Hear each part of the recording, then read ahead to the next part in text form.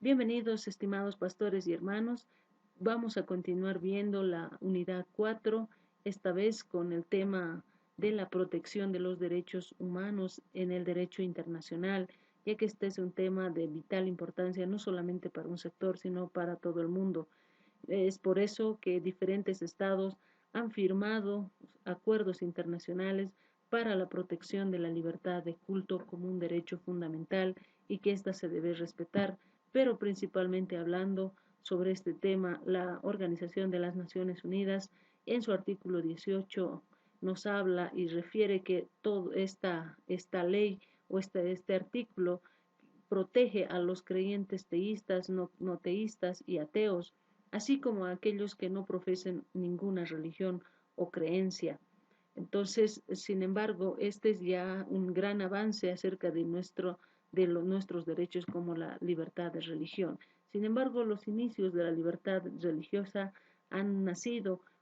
por ejemplo, en el sur de Asia. El hinduismo ha inspirado a Gandhi para la liberación de la India.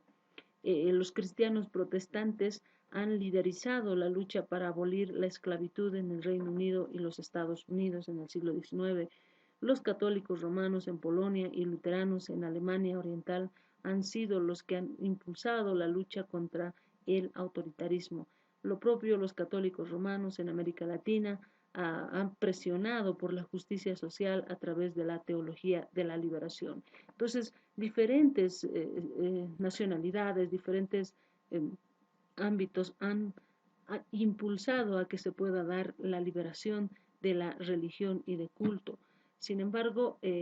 la influencia de los líderes religiosos también juega un papel muy importante, ya que con su considerable influencia en los corazones en sí y las mentes de millones de personas, ellos han podido ser una potencia para que puedan liberar y que se pueda preservar este derecho humano o se pueda considerar como un derecho humano. Entonces, esta lucha contra aquellas leyes de la blasfemia, por ejemplo, que se malutilizaba inclusive indebidamente en algunas partes de Asia para resolver ciertos rencores personales, ya que muchas veces la blasfemia era considerada como un acto que podía ser inclusive penado por muerte. Entonces, estos temas han sido liberados y han sido eh, puestos en consideración, ya que ha permitido la libertad de la religión y que muchas veces estas conductas o estas mal denominadas, por ejemplo, delitos de blasfemia, eran consideradas o que podían ser consideradas que justifiquen algunas prácticas discriminatorias y perjudiciales que iban en contra de la vida de las personas. Es por ello que se van creando diferentes organizaciones, organismos, comités para que se pueda regular dichos aspectos que ya sobrepasaban cualquier límite de razonabilidad. Es por ello que en base al legado, a la pronunciación que refiere un comité de la Organización de las Naciones Unidas, para poder eliminar la discriminación inclusive contra la mujer en base a la religión, ya que la mujer era considerada no era considerada absolutamente nada, mejor dicho, y es por eso que empiezan a crearse ciertas normas, ciertos comités que regulen este aspecto. Entonces, Fe por los Derechos se crea en base a este precepto para involucrar a líderes religiosos en un esfuerzo de construir sociedades en paz. Se crea así el Comité de las Naciones Unidas y esta recomienda, por ejemplo, en el caso de Nigeria, para que revoque y enmienda sus leyes discriminatorias en contra de las mujeres que profesaban alguna religión. Entonces, este es un proceso que va a abordar temas de fe y de derechos humanos. En base a esto de la discriminación, se ha ido abordando y se ha ido incluyendo a líderes religiosos. ¿Para qué se han creado estas organizaciones? Para que defiendan la dignidad y la igualdad y embarquen la diversidad de las personas. Entonces, se van avanzando de esa forma y vemos así que, por ejemplo, en el acuerdo del artículo 18 de las Naciones Unidas, es un acuerdo pionero, es decir, algo que marca la diferencia, hace un hito en la historia de la humanidad, ya que se suscriben 18 compromisos que expresan cómo la fe puede defender más efectivamente los derechos. Entonces, para que los seguidores de ambas tendencias puedan ayudarse en lugar de ponerse entre sí. Estos compromisos tenían o incluían un pacto para defender la libertad de religión y las creencias de las minorías, es decir, de sectores que no estaban reconocidos, así como el derecho a que puedan participar de manera igual y efectiva en la vida cultural, religiosa, social, económica y pública. Entonces, vamos avanzando ya en este tema de la libertad religiosa y ya empiezan a abrir este contexto de que ya se puede conjugar las leyes y la fe, ya no solamente se habla de algún sector que dominaba y arbitrariamente dirigía sus conductas, y si es que no estaban sometidos, esas personas podían ser inclusive muertas. Entonces, esta acepción de las leyes y la fe ya se ve a través del Comité de los Derechos Humanos de la ONU, que ha recalcado que las leyes internas no deben castigar las críticas de los líderes religiosos o evitar comentarios sobre la doctrina religiosa y los principios de fe. Es decir, que esta ya inspira y recomienda a los diferentes estados a que puedan realizar leyes que no vayan en contra de las críticas de los religiosos o que vayan en contra de la doctrina religiosa. Y aproximadamente en una cuarta parte de los países y territorios del mundo ya tenían leyes y políticas contra la blasfemia hasta el año 2014. No es mucho tiempo, entonces ya recién en el año 2018 la Corte Suprema de Pakistán, por ejemplo, absuelve a una mujer cristiana que estaba sentenciada por una pena, por un castigo, por el delito de blasfemia. Y esta Corte de Pakistán, de la Suprema Corte de Pakistán, a raíz de las recomendaciones de la intervención que tuvo la ONU y la Declaración de los Derechos Humanos, anula una sentencia de pena de muerte después de haber determinado que esto era una acusación falsa por algunas mujeres que simplemente el delito era que haya tomado agua en la misma taza que aquellas personas. Entonces, ya recién este año 2018 se está viendo este gran avance acerca de la libertad religiosa. Entonces, existen muchos otros casos que sin duda son terribles, son realmente alarmantes, ya que se consideraban simplemente blasfemia algunas conductas por el simple hecho de que no le gustaba tal vez a una persona. Entonces, este derecho de cambiar la religión era mal llamada inclusive apostasía, es decir, que yo no podía opinar en contra de la religión que yo tenía y esta se podía sancionar con la vida. Entonces, esto ha causado diferentes divisiones, inclusive en los redactores de la Declaración Universal de los Derechos Humanos. Entonces, por ejemplo, vemos también acerca del ex ministro de Relaciones Exteriores de Pakistán, que destaca, ¿no?, en su pronunciamiento que se están haciendo esfuerzos en el Islam para persuadir a los hombres para que cambien su fe y alteren su forma de vida a fin de seguir la fe y la forma de vivir que se predica, pero también reconoce el mismo que tiene el derecho de conversión para otras religiones, es decir, ya se está promoviendo esta libertad de religión inclusive en el Islam. Sin embargo, la realidad obviamente está un poco diferente, no es tan como se lo muestra en realidad acerca de los representantes. Entonces, cuando vamos viendo ya acerca de la ley y la fe, esto nos muestra que diferentes normas se han establecido secularmente y se han enfrentado con nuevos residentes. Es decir, que muchas veces cuando un ciudadano extranjero llega a un país trae diferente cultura, diferente religión, por lo tanto eso hace que se crean más normas, se crean más confusión, se crean más quizás actos discriminatorios en contra de las personas. Sin embargo, en 2018, en julio, recientemente ya, casi menos de un año, existen dos decisiones históricas en el Comité de los Derechos Humanos de la ONU que determinó que Francia, por ejemplo, había violado los derechos de dos mujeres al multarlas por usar el nigab, es decir, un velo islámico de cuerpo entero. En razón de su fe, de su creencia, estos no podían utilizar este atuendo, ya que era considerado algo sagrado y que inclusive habían sido sancionadas a estas personas, multadas. Entonces, ya en este tiempo, ya diferentes tribunales de muchos países han dejado ya esas creencias religiosas y que han considerado inclusive que no son una licencia para difundir el odio o inclusive cometer violencia contra los seguidores de otras confesiones. Esto hace entender ya con estas sentencias que ya se están emitiendo que esto no es una licencia para reprimir o para discriminar tal vez a las mujeres o a algún sector religioso. Pero hay diferentes métodos de investigación, de vulneración de derechos en el ámbito internacional, no solamente un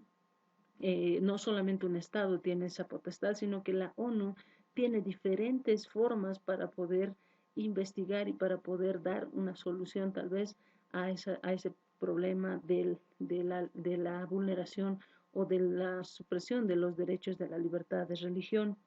Entonces, la ONU, recientemente creada en el año 1942, ha elaborado diferentes métodos para investigar los abusos contra los derechos humanos, así como para ejercer inclusive presión para corregir esos abusos. Y esta comisión de la ONU para los derechos humanos ordena investigaciones por medio de mecanismos extraconvencionales, tales como los grupos de trabajo, y los relatores especiales, y estos se mantienen en contacto con diferentes grupos nacionales, autoridades gubernamentales, realizan visitas en el terreno cuando los gobiernos se lo permiten, tampoco ellos pueden ingresar de forma violenta, y hacen sin duda recomendaciones, que principalmente esa es su forma de proceder. Entonces hacen las recomendaciones acerca de cómo pueden interceder y cómo pueden fortalecer el respeto de los derechos humanos en determinado país. Y de acuerdo a sus conclusiones, la comisión inclusive puede pedir al gobierno en cuestión que efectúe los cambios necesarios para llegar a esa finalidad. Entonces, es así que la protección en el derecho internacional ya va reconociendo los derechos a la libertad religiosa mediante declaraciones internacionales, pactos internacionales y también pactos regionales. Entonces, ese es el método que utiliza las Naciones Unidas para regular las conductas en contra de la libertad religiosa. Pero la Declaración de los Derechos Humanos, que es parte de la ONU, de las Naciones Unidas, esta Declaración de Derechos Humanos se basa principalmente en el artículo 18 acerca de la libertad de religión y de cultos. Entonces, este es un antecedente muy importante, ya que a través de esta Declaración Universal nace una oficina y es el que se denomina el Alto Comisionado. Esta oficina de Alto Comisionado dirige acciones de esfera de derechos humanos. Tiene muchas otras tareas las que se debe realizar, pero sin embargo, una de ellas es la importancia que le brinda a los derechos a nivel internacional y también nacional, y va creando infraestructuras, inclusive nacionales, en favor de los derechos humanos. Estas comisiones están prácticamente dirigidas, está en Ginebra, esa es su sede principal, sin embargo, tiene representantes en diferentes estados. Entonces, así vamos viendo, por ejemplo, que esta oficina de alto comisionado, denominado así, trabaja a través de las misiones de paz, misiones electorales, y también hace un apoyo de incorporación a los derechos humanos. Estas misiones de paz, muchos ya conocemos, y que ya que las Naciones Unidas tienen una especial fuerza armada para poder resolver aspectos bélicos inclusive. Y ya conocemos todo el mundo, prácticamente cuando existen elecciones siempre ellos están dentro de la comisión de supervisión a fin de que no se cometan actos irregulares que vayan en contra de los derechos humanos. pero también en cada país y en distintos países la Comisión de los Derechos Humanos está apoyando, incorporando medidas e información para que no se vulneren estos derechos. Y lo más alarmante es que esta oficina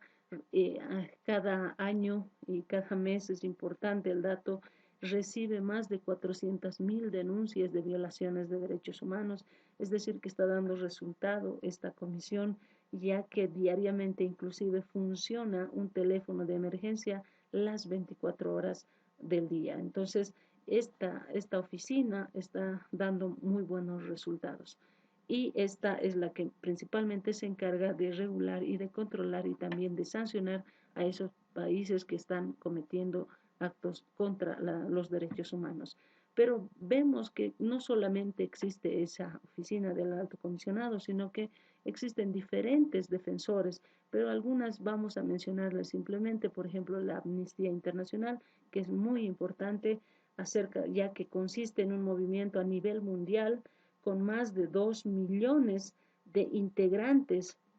de 152 países, quienes se encargan de realizar investigaciones sobre situaciones de abuso o violación de los derechos humanos. Esta organización tiene como objetivo realizar las denuncias correspondientes reclamando justicia para las personas que hayan sufrido dichos abusos y al mismo tiempo se ocupan de emprender las acciones necesarias para prevenir esa vulneración de los derechos y su legado es los derechos en primer lugar. Pero también existe la acción de los derechos, el Centro de Acción de los Derechos Humanos, luego está el Centro Simón Wiesenthal, luego está el Fondo para la Defensa de los Niños,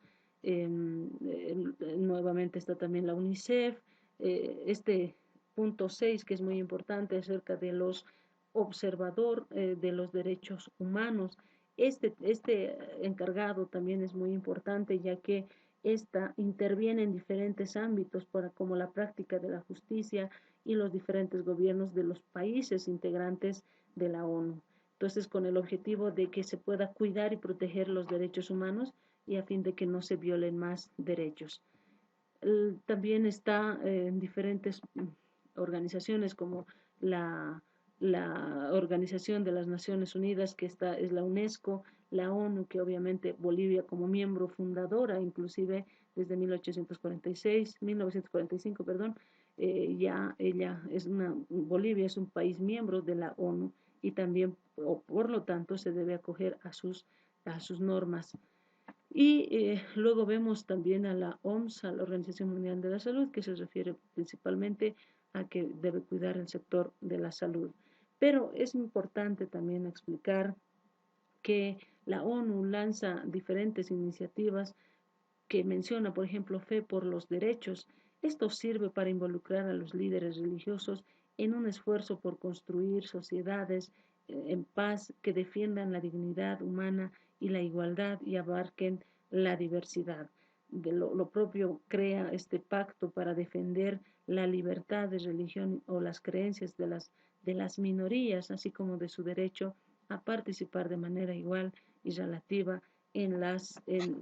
vida cultural, religiosa. Entonces es muy importante mencionar ese aspecto, ya que estas dos organizaciones internacionales, a través de sus tratados, a través de sus